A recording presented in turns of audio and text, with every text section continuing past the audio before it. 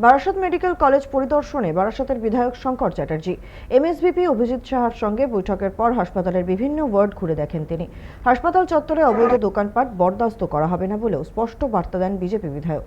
পাশাপাশি বারাসত মেডিকেল কলেজকে সম্পূর্ণ জঞ্জাল মুক্ত রাখার উপরও জোর দেন শঙ্কর চ্যাটার্জি।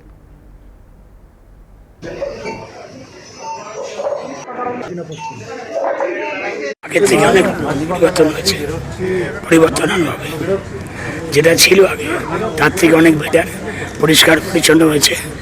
রোগীদের সঙ্গে কথা বললাম, দে আর স্যাটিসফাইড, ট্রিটমেন্টে তারা সন্তুষ্ট, ট্রিটমেন্ট ভালো হচ্ছে। সাহেব আছেন, পরিবর্তন আনার চেষ্টা করছেন, পরিবর্তন হবেন, আরও পরিবর্তন হবে। বেড সংখ্যা কম আছে, এখানে 600 মতন বেড আছে, 612টা বেড আছে, বেড আরও বাড়বে, বেড বাড়ানো দরকার আছে। জিওগ্রাফিক্যালি যেখানে অবস্থিত হসপিটালটা সারাউন্ডিংয়ে প্রচুর কভার এরিয়া, প্রচুর, সেই জন্যে বেড বাড়াতে হবে। পুরনো বিল্ডিং পড়ে আছে, সমস্যা আছে, সব কিছু একদিনে ঠিক হবে না, আস্তে আস্তে বলতে বলতে ঠিক হবে। আমি আশাবাদী বারাসত হসপিটাল থেকে রোগীরা আসবে, হাসি মুখে বাড়ি যাবে। দোকানগুলোর ব্যাপারে কি ভাবলেন আপনি? তো বারবারই দোকানগুলোর ব্যাপারে বলছেন, লিগাল ব্যবস্থা যেটা সেটা নেওয়া হবে। থেকে আমরা দীর্ঘক্ষণ ব্যাপারটা নিয়ে আলোচনা করেছি। একটা আমরা আগামী দিনে একসাথে পথ চলার জন্য এবং কিভাবে এই হাসপাতালটাকে আরও ভালো করে এগিয়ে নিয়ে যাওয়া যায় সেই জন্য আলোচনা হয়েছে, একটা ফ্রুটফুল আলোচনা। সেটা আগামী দিনেই আমরা সেটা দেখতে পাবেন আপনারা। উচ্চ মাধ্যমিকে 10ম স্থান অধিকার করেছে বারাসতের রৌনক সরকার। শনিবার কৃতি ছাত্রকে সম্বর্ধনা জানালেন বারাসতের বিজেপি বিধায়ক শঙ্কর চ্যাটার্জি। রৌনকের বাড়িতে গিয়ে তাকে শুভেচ্ছা বার্তা জানান বিধায়ক। পড়াশোনায় ভবিষ্যতে আরও সাফল্যের কামনা করে উপহার হিসেবে তুলে দেন স্বামী বিবেকানন্দের বই। বিধায়কের থেকে এই সম্মান পেয়ে খুশি রৌনক ও তার পরিবার।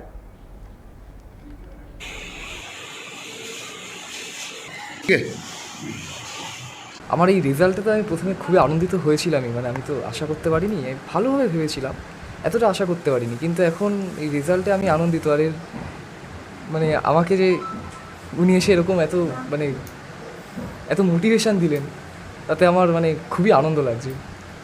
আশা করছি উনি যে আশা করছেন সেটা আমি ভবিষ্যতে করতে পারবো। তোমাকে তো চ্যালেঞ্জ করে বেঁধে দিয়ে গেলেন ফার্স্ট হওয়ার জন্য, রাখবে ওনার কথা? চেষ্টা করবো, অবশ্যই চেষ্টা করবো। কি নাম তোমার? আমার নাম রৌনক সরকার। আমার 487। খুব আনন্দ লাগছে, ভীষণ খুশি হয়েছি যখন শুনলাম যে আমাদের বিধায়ক আসবে আমাদের বাড়িতে। আমরা এত খুশি হয়েছি, সে ভাষায় প্রকাশ করতে পারবো না। বলছি কোন স্কুলে পড়তেছে? Mahatma Gandhi memorial high school, Barasat.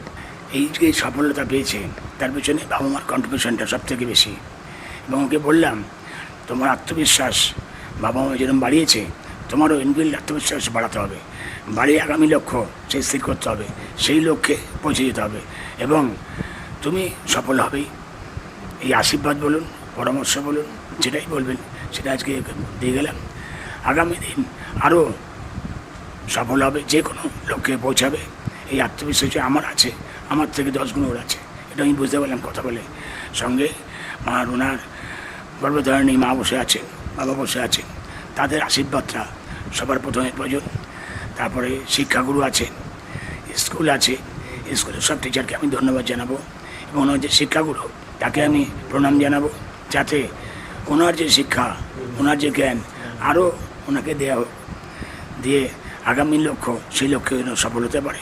সেই আমার দিক থেকে আমার আশীর্বাদ বলুন আর পরামর্শ বলুন সেটা।